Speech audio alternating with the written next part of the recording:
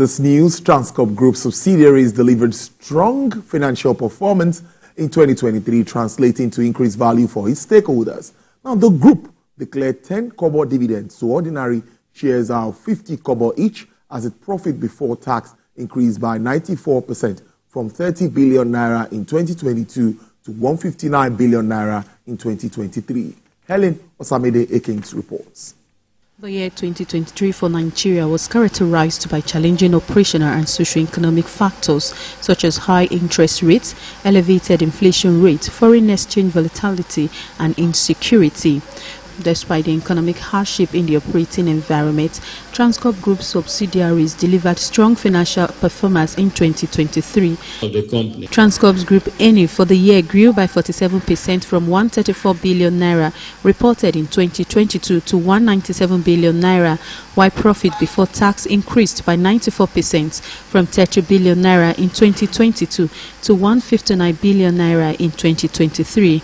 Total assets increased by 20% to 530 billion naira, driven by growth in operating revenue and cash flow. Funds grew by 21% from 155 billion naira to 187 billion naira, driven by retained profit for the period. Total liabilities increased by 19% from 288 billion naira to 343 billion naira during the year.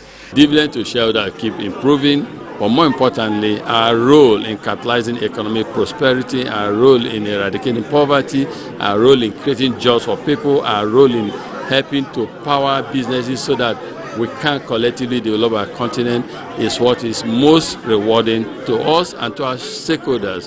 The hospitality business consolidated on the previous year's successful performance with an increase in average occupancy rate growth from 78% in 2022 to 81% in 2023. Us here in Transcorp Hotel, we were not immune to the impact of COVID-19. Occupancy dropped to 5%. I'm happy to let you know that we have totally come out of that. In fact, we closed 2023 with an average occupancy of 82%. We saw the ceremonial commissioning of Afam 3 Fast Power last year.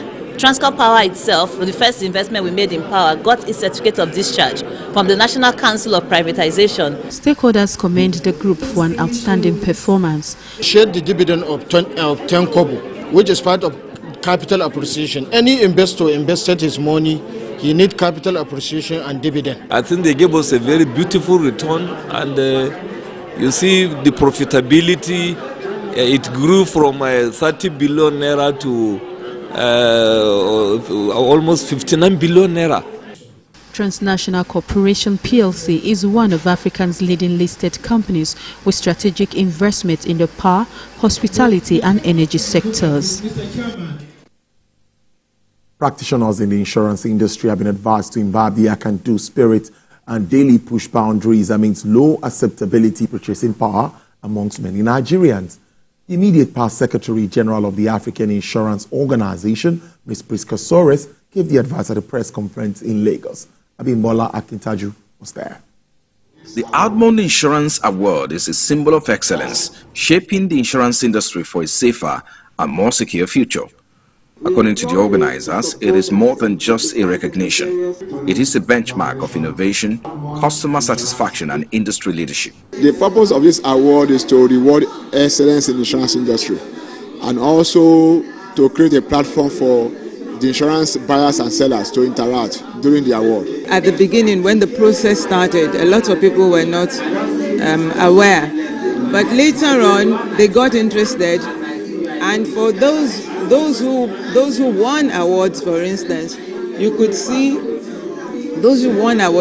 that they were really very happy. In a competitive market, the recognition set a high bar for insurers, motivating them to renovate and improve by recognizing excellence, ultimately benefiting the public who can expect better products, services, and peace of mind. There are lots of people who can hardly eat now, but then it's actually the time that people need insurance. So insurance companies, some of them are, doing their best to see what they can do, but it's, what they say that when the going gets tough, the tough get going. It's very difficult to convince people to buy insurance when they can't eat. But then you have to try and come up with that, and that is where microinsurance, for instance, comes into play. In terms of integrating technology properly into the industry, like we have InsurTech. You see, technology has helped insurance to grow globally. And we can see we have the InsurTech, we have technology is being introduced deeply into insurance practice, thereby helping to ensure a good customer delivery in terms of product and service of insurance to the public. Organizers say they will ensure transparency and high integrity in the process of nominations and selections.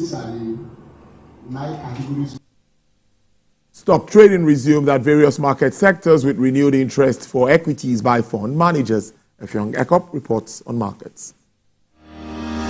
A new week starts at the nation's stock market with prospects of rising shares prices for the banks, many of which lost values the previous week.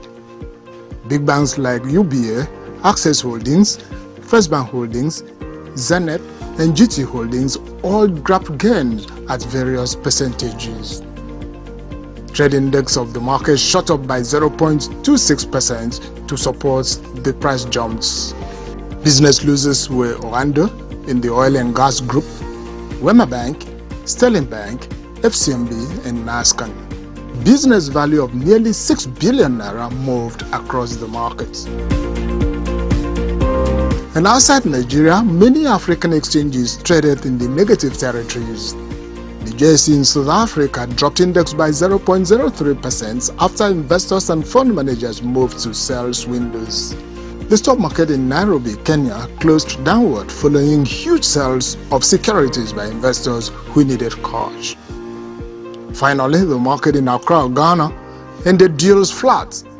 Many market players showed low interest in stock picks.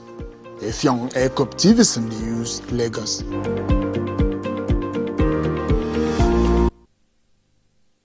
Okay, let's take you outside our shores. Asian shares firmed as investors brace for a busy run of inflation data that could set the scene for European rate cuts and as soon as next week and U.S. policy easing within just a few months. Now, MSCI's broadest index of Asian Pacific shares outside Japan gained 0.6% and are slipping 1.5% last week away from a 2-week peak. Taiwan stocks reached a record high, having climbed more than 7% for the month so far on a wave of tech bullishness. Japan's Nikkei rose 0.5% ahead of a reading on Tokyo's consumer prices later in the week. Chinese blue chips fell 0.4%, major release this week being the surveys of manufacturing and services for May. Eurostock 50 futures is 0.1%, while trading FTSE futures were closed. S&P 500 dipped 0.1% as did Nasdaq futures. And crude oil prices are today trading high today as markets awaited an OPEC meeting scheduled for June 2nd, where producers are expected to discuss maintaining voluntary output cuts for the rest of the year. U.S. West Texas Intermediate crude is selling at $77.90 with a surge of 0.23%. Brent is also up 0.17%, selling at $82.25. Bonnie Light recorded an upward margin, 0.17% to sell at $80.95 per barrel. And for the OPEC basket, dealers are offering $82.41, down 1.03%. That's business news. Next is